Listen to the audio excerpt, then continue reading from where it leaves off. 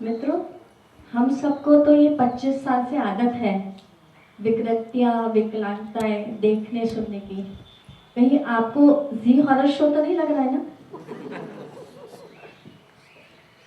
तो चलो आओ हम देखते हैं कि ये बर्थ डिफेक्ट्स जो हैं ये नेचुरल तरीके से भी हट सकते हैं क्या।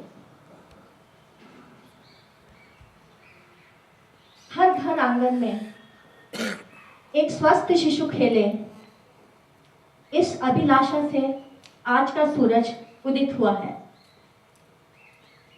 जब ये मुद्दा उठा तो विचार आया कि पशुओं में इसकी समस्या कितनी है। एक प्रख्यात वेटरनरी डॉक्टर कहते हैं उनके 32 साल के अनुभव में सिर्फ 16 केसेस। एक पशुपालक उनके 60 साल के कार्यकाल में जब वे 6000 से ज्यादा प्रसव के साक्षी थे, उन्होंने कहा बाहर से दिखने वाली एक भी नहीं। और मानव में हर 100 बच्चे जब पैदा होते हैं तो 3 विकृत। और यह आंकड़ा इतना बड़ा है और इतना दहशत देने वाला है कि हर प्रसव कक्ष के बाहर भावी पिता ईश्वर से सिर्फ एक ही प्रार्थना करता है कि होने वाला बच्चा पूर्णतः नॉर्मल हो। ऐसा क्यों? हमारे पास इतना एडवांस मेडिकल साइंस है, complex laboratories, CT scan, MRI, sonography. उनके पास क्या है? उनके पास माँ है, प्रकृति माँ। मित्रों, हम विकास के तहत प्रकृति से इतने दूर चले गए हैं कि प्रकृति से होने वाले लाभ, उसका सुरक्षा कवच हमसे छिन गया है। और उसमें सबसे जरूरी है सूर्य की किरणें। और जब तक हमको पता चले तब तक हमने देखा कि पूरे विश्व में हर मानव विटामिन डी डिफिशिएंट है। सिर्फ मछुआरों को छोड़ दीजिए, किसानों को छोड़ दीजिए और कुछ एक खिलाड़ियों को। और इसके कारण पूरे विश्व में बेतहाशा अस्थमा, एपिलेप्सी, साइकेट्रिक प्रॉब्लम पनपा है। और उनका मुख्य root cause vitamin D deficiency है। और इसी के साथ दवाओं का बाजार बहुत जबरदस्त उछला है। और जब ये दवाएं गर्भवती महिला ने ली तो उसके दुष्परिणाम हमारे आंखों के सामने आए।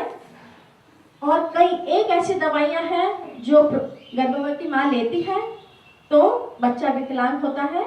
और हम उसमें सबसे कॉमन जो चीज़ है वो है एंटी एपिलेप्टिक ड्रग्स, मतलब मिर्गी में लेने वाली दवाइयाँ। तो हम क्या करें? अगर गर्भवती माँ को मिर्गी है तो हम क्या करें?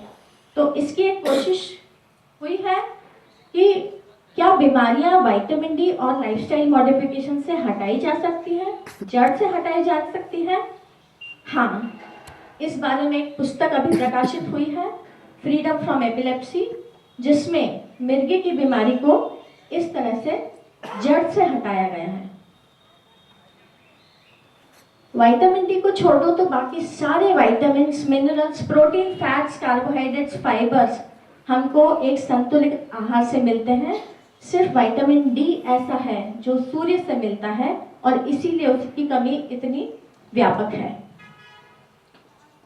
अब जैसे दिव्या जी ने बोला कि दहेज में फॉलिक एसिड की टैबलेट दी जाए, तो मैं उन्हें एक प्रस्ताव देना चाहती हूँ कि दहेज में एक छोटा सा खेत दे दो जहाँ पालक उगे तो फॉलिक एसिड यूं ही मिल जाएगा। और अब हम आते हैं क्रोमोसोम्स, जो मानव जीवन की शुरुआत है। इन क्रोमोसोम्स पे भी विटामिन डी का बहुत अच्छा असर है। और ये क्रोमोसोम जनित एक बीमारी जो दिव्या जी ने बताया, डाउन सिंड्रोम, मंगोल चाइल्ड, कहते हुए आपको बहुत हर्ष हो रहा है कि एक बच्चा जो 5 महीने का डाउन सिंड्रोम का मेरे पास आया था, विटामिन डी और लाइफस्टाइल मॉडिफिकेशंस के बाद 1 साल में वो 80% इम्प्रूव हुआ है। उसका जो मेंटली चैलेंज्ड बिहेवियर था वो 80% इम्प्रूव हुआ है। और ईश्वर की दया से 2015 की नेशनल पीडियाट्रिक कॉन्फ्रेंस पेडिकॉन 15 में दिल्ली में ये वाला केस मैं प्रेजेंट करने जा रही हूँ। आपका आशीर्वाद चाहिए। और हम बात करते हैं बहुत सारे इन्फेक्शंस जो प्रेगनेंसी में होते हैं और उसके कारण गर्भस्थ शिशु का ब्रेन विकसित होना अवरोध हो जाता है, हार्ट में छेद आ सकते हैं, आंखों में कैटरैक्ट आ सकता है। तो इन इन्फेक्शंस का बचाव भी हमारा विटामिन डी करेगा। इस तरह से हमारे इम्यून सिस्टम को स्ट्रॉन्ग करके, और इसका साइंटिफिक प्रूफ पब्लिकेशंस में ऑलरेडी उपस्थित है। हाई ब्लड प्रेशर प्रेगनेंसी में जो बच्चे में बहुत प्रॉब्लम्स क्रिएट करता है, उसमें भी विटामिन डी मदद करता है।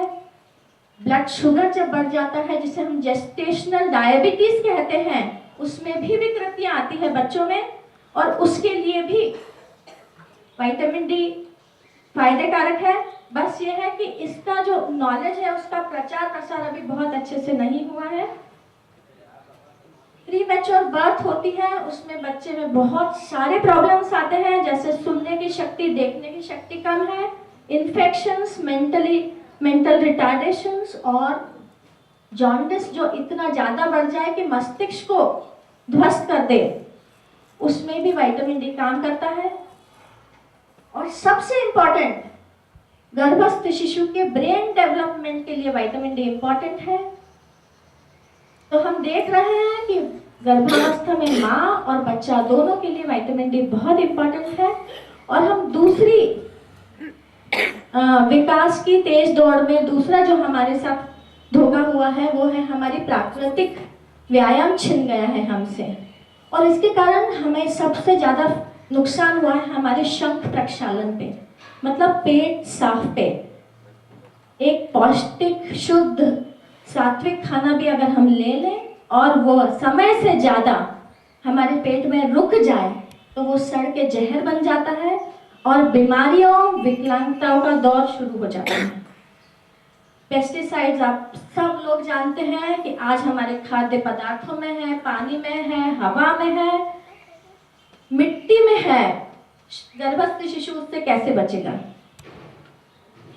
समस्या बहुत कठिन है मित्रों, पर हम सब अगर एकजुट मिलके ये काम करेंगे तो हमें सफलता जरूर मिलेगी। हम जानते हैं सक्षम का यह पहला प्रयास है, पर सफलता जरूर मिलेगी। और इसके लिए एक आइडिया आप बड़े ध्यान से सुनना अब, कि मैं चाहती हूँ कि मेडिकल साइंस का नॉलेज और लॉ, कानून, अगर दोनों एक साथ मिल जाएं और हम कुछ ऐसा करें कि मैरिज लाइसेंस एप्लीकेशन बनाएं, और डॉक्टर जब उसको अप्रूव करे कि ये लड़का और ये लड़की परिणय सूत्र में बंध सकते हैं, तभी हम मैरिज लाइसेंस दें। विषय थोड़ा कठिन और गंभीर है, पर बहुत ध्यान से सुनिए। 2 बार टेस्टिंग होगी, एक सगाई से पहले और एक शादी से पहले। उसमें नहीं, आपको बहुत बहुत ध्यान से सुनना है। उसमें मैं एग्जाम्पल बता रही हूँ। थैलेसीमिया मेजर नाम की एक बीमारी है। 60,000 बच्चे प्रति वर्ष विश्व में जन्म लेते हैं, जिनको हर माह ब्लड ट्रांसफ्यूजन की जरूरत होती है। और इतनी गंभीर बीमारी सिर्फ एक छोटी सी चीज से प्रिवेंट हो सकती है कि शादी के पूर्व माता और पिता की थैलेसीमिया माइनर के लिए टेस्टिंग कर लें। दोनों में नहीं होना चाहिए, एक में हो गया चलेगा, दोनों में है तो बच्चे में प्रॉब्लम आ जाएगी। इतनी बड़ी प्रॉब्लम छोटे से टेस्ट से रुक सकती है। ये हमारे फाइनेंशियल कंसल्टेंट्स बता पाएंगे कि ये चीज कितनी कॉस्ट इफेक्टिव है। और दूसरा मैं चाहूंगी कि शादी के जस्ट पहले अगर लाइफस्टाइल ट्रेनिंग मॉड्यूल, जैसे दिव्या जी कह रही थी कि गर्भावस्था के 3 माह पहले शरीर का शुद्धिकरण जरूरी है, तो हम कहते हैं कि उन्हें ये सिखा ही दीजिए ना, lifestyle training module, vitamin D status. और ये दोनों चीजें हिंदुस्तान में रेवोल्यूशन पैदा कर सकती हैं, हर व्यक्ति की क्वालिटी ऑफ लाइफ इंप्रूव करेगी। और एक छोटी सी कविता हम तीनों के प्रयास के लिए एक सार है। जैसे हम गीता पढ़ने के बाद गीता सार पढ़ते हैं, वैसे ये कविता को आप आशीर्वाद दीजिए। एक स्वस्थ शिशु का जन्म लेना है एक यज्ञ का सफल होना।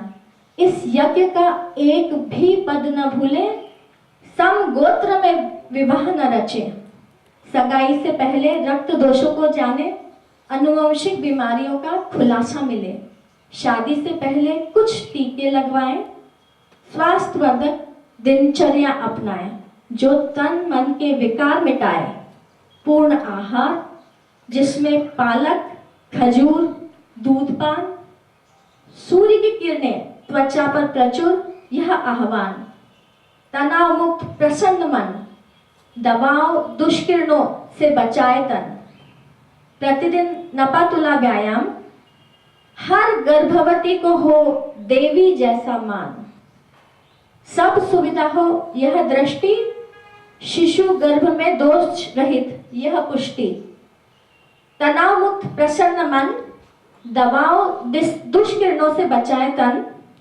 यज्ञ नहीं महायज्ञ है यह, इस यज्ञ को समझो, विकलांगता के भार से देश को मुक्त करो। धन्यवाद।